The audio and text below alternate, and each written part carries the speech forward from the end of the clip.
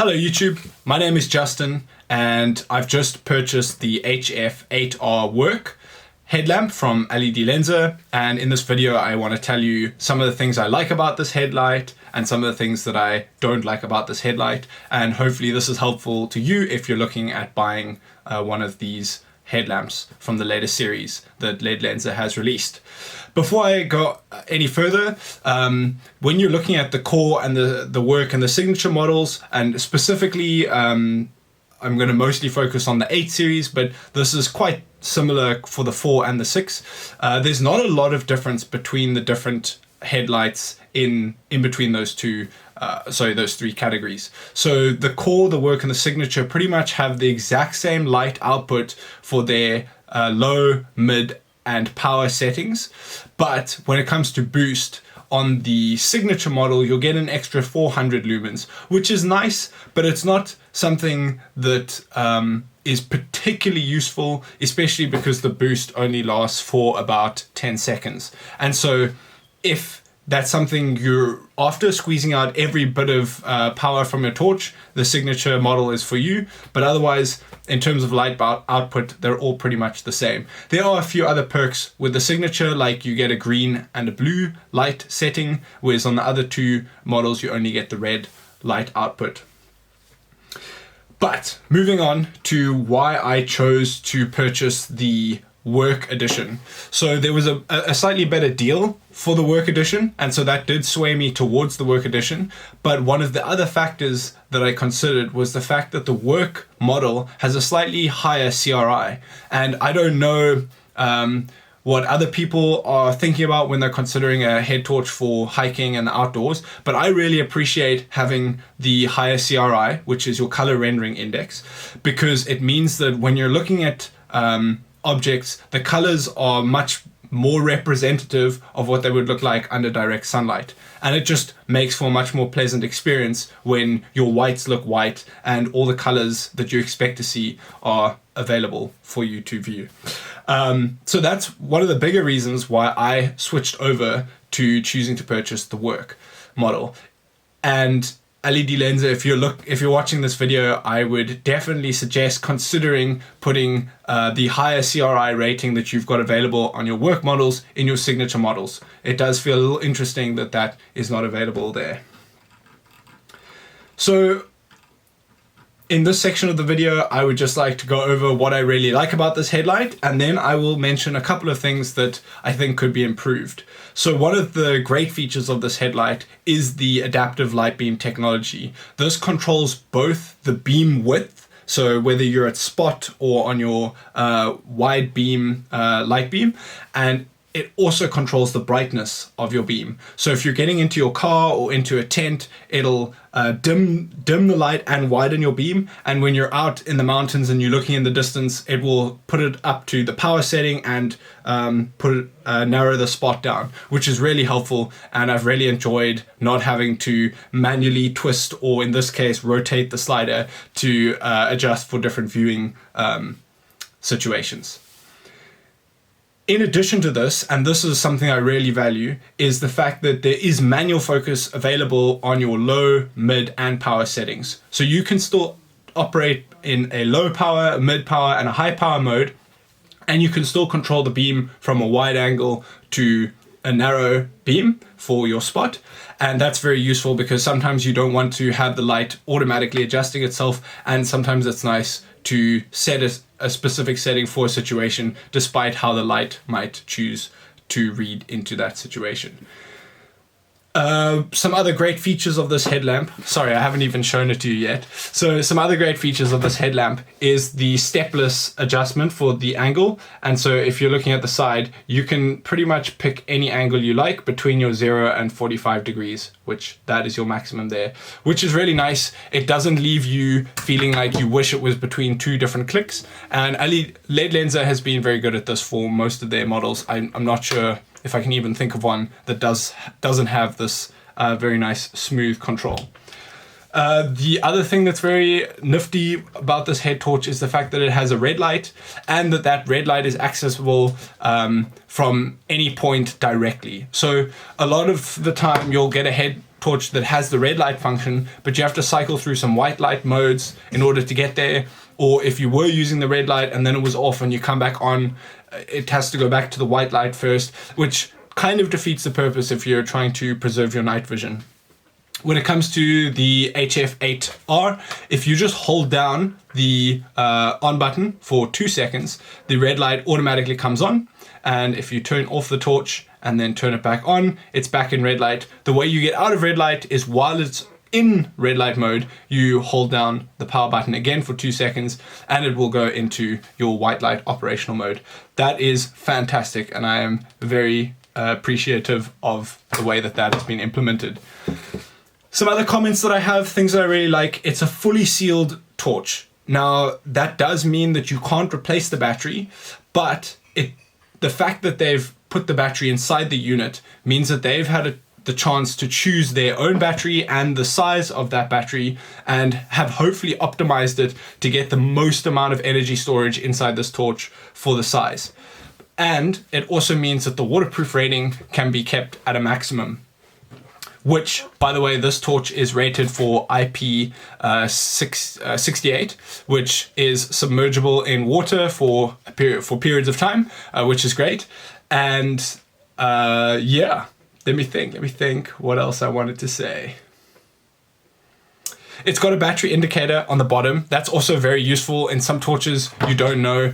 In a number of LEDLenser models, you have to wait and it blinks a few times to tell you the battery is getting low or it has reached a low point. On this torch, underneath over here, you've got 4 little LEDs which will come on for a short amount of time when you turn the torch on. As you can see, I'm at the 75% mark, and that's really useful. Helps you know, okay, do I need to start saving my power, being more conservative, or do I just need to top it up at this point? Very, very useful feature.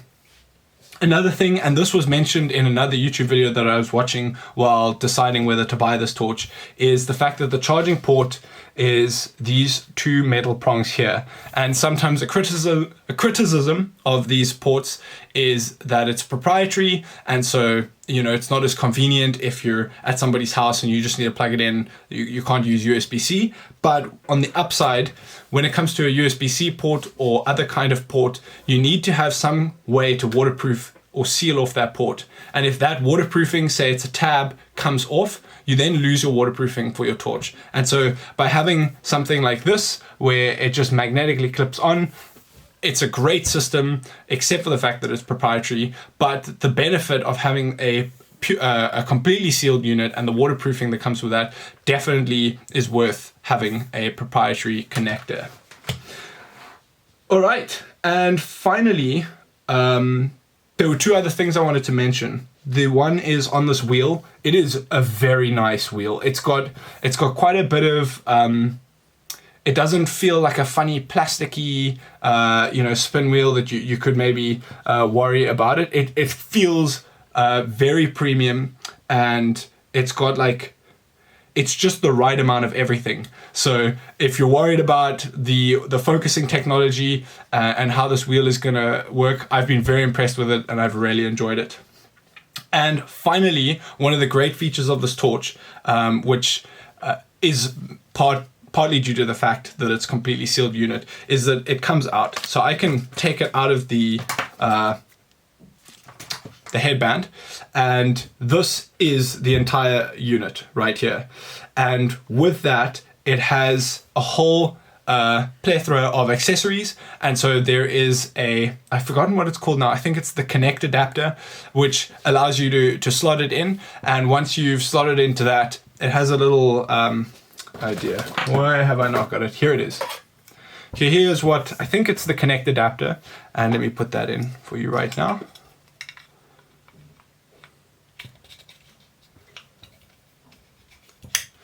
So there's the Connect adapter, and on the back here they've got this connection mounting point, and you can buy, I think there's a universal mount which looks like you can connect it to any cylindrical pole. So if you want to mount it on your bicycle, that works. When you buy the work version, it comes with a helmet mount, and so if you want to mount that onto your helmet for work situations, that's possible. And on this, it has, again, your stepless viewing angles.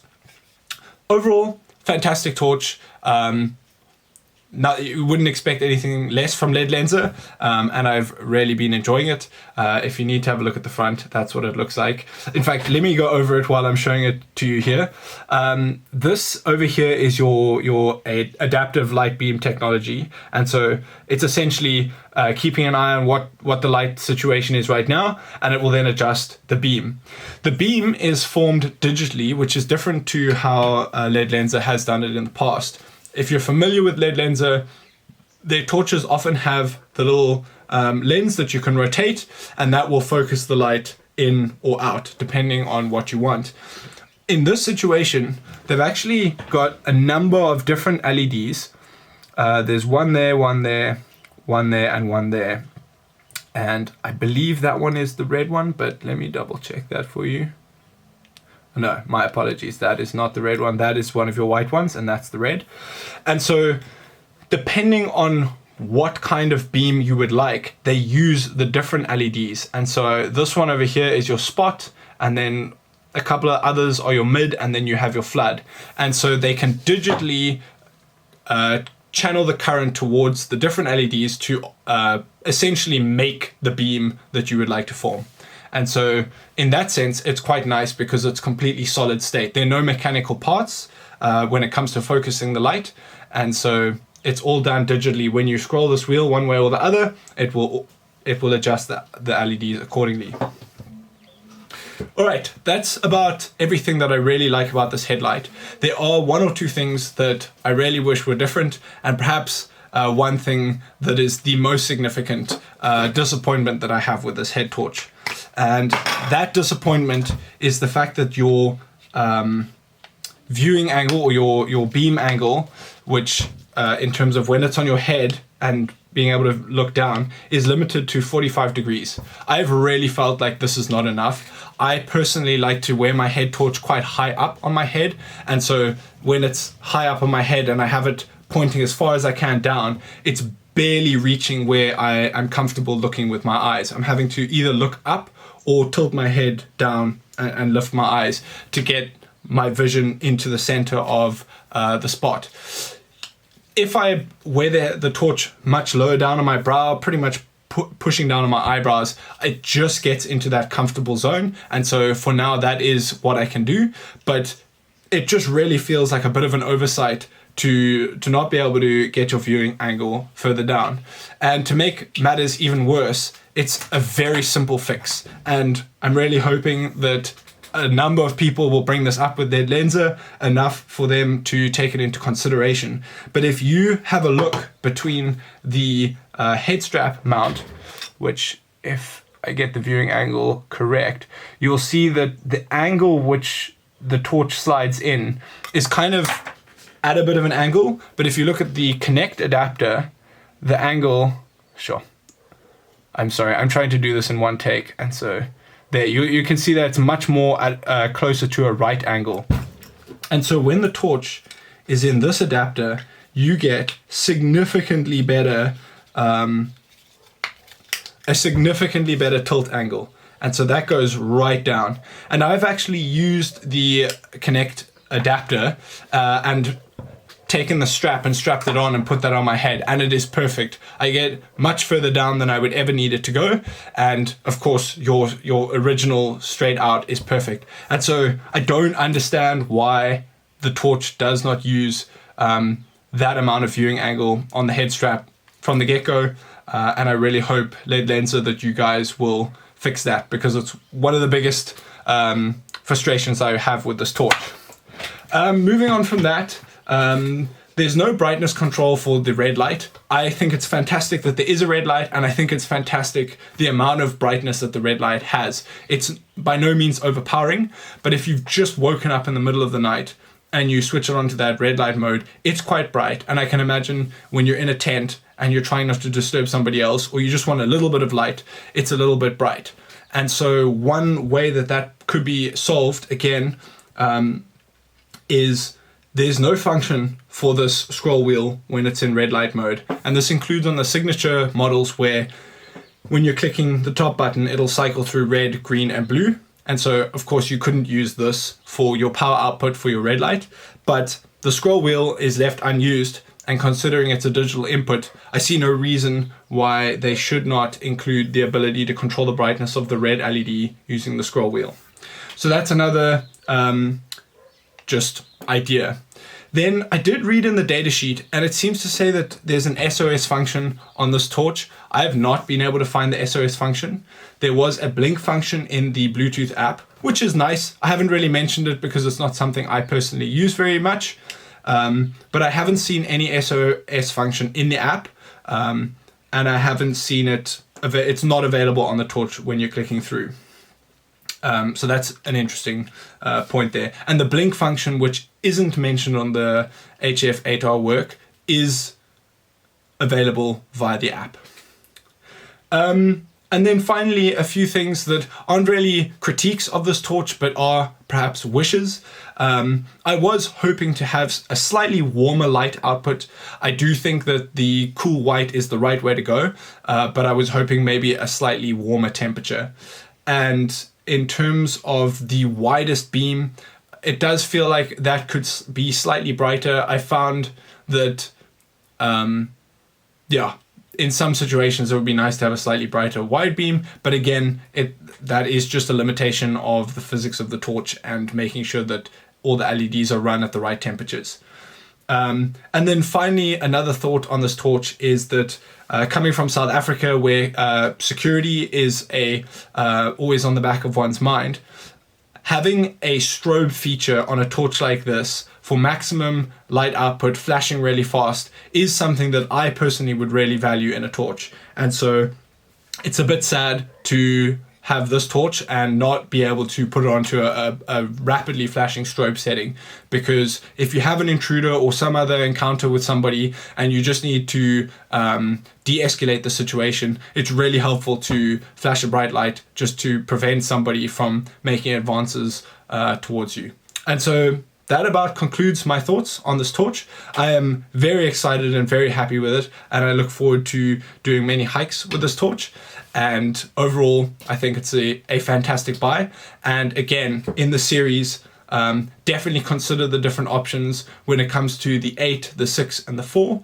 There are not a huge amount of feature differences between the core, work, and signature. So look very carefully at the features you in particular are after, and if you don't need that high CRI, you won't need to go for the work. And if you're not after every single bit of lumen power output for your LEDs, then you don't need to consider the signature models. Thank you very much for watching, and I hope this has been helpful. Cheers!